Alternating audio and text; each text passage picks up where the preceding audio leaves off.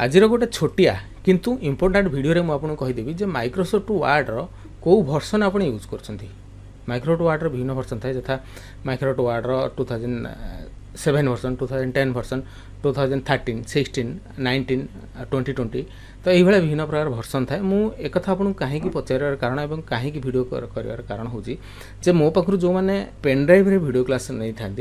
आउ बहुत गुड़ा सफ्टवेयर अच्छी आकृति टाइपिंग करने आकृतिर ओडिया टाइपिंग करने सफ्टवेयर अच्छी ए DTP course Photoshop PageMaker Corel एगुरा सब वीडियो क्लास रोचे और मुझे गोटे नुआ विषय ऐड करुँची जोटा कि माइक्रोसॉफ्ट वर्ड आप केमती कौन शिखे और से ओडिया केमती कौन टाइपिंग करेंगे से विषय में बहुत गुड़े वीडियो से देवी और मोर प्रिवियस जो वीडियो गुड़ाक आपंकर माने आप देखी से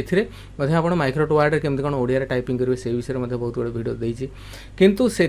जो मैंने हायर भर्सन यूज करुँच से ओडिया टाइपिंग हेनी आकृति ओडिया टाइपिंग हेनी कौ भर्सन हेनी ना 2010 तलू जो मैंने यूज कर ओडिया टाइपिंग करहब 2013 2016 2019 2021 22 23 24 ये सब जिन गुड़ाक मैंने यही सब भर्सन में आप माइक्रोसॉफ्ट वर्ड ओडिया टाइपिंग करना तेणु मैंने बहुत सब्सक्राइब मत व्यूअर्स मत पचारती जे ओडिया रे मोर टाइपिंग होनी तो मुझे कहे जे आप कौन टाइप कर माइक्रोसॉफ्ट वर्ड तो माइक्रोसॉफ्ट वर्ड कौ भर्सन आप यूज कर से जिनसा से कहींपारती तेणु आज वीडियो आपको कहीदे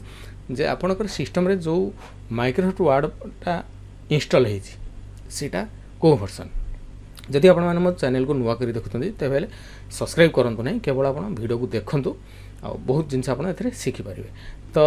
माइक्रोसॉफ्ट वर्ड कौ भर्सन आप यूज करुँच जानी मैंने आपंकर इंस्टॉल से कथा जानापी आप कंट्रोल पैनल खोलेंगे कंट्रोल पैनल खोलला मुझे डबल क्लिक कली आपंकर डिस्प्ले में भी यही आसीपे कि आपंकर ये आम क्लिक करवा लार्ज आइकन एवं अच्छी तो आम ये कैटेगोरी क्लिक करवा कि आपंकर आउ गोटे प्रकार भी देखा जापे जे यहाँ देखा जाऊ ठीक है तो ये आम कौन करें कैटेगोरी क्लिक करवा कैटेगोरी क्लिक करापर ये ऑन इंस्टॉल ए प्रोग्राम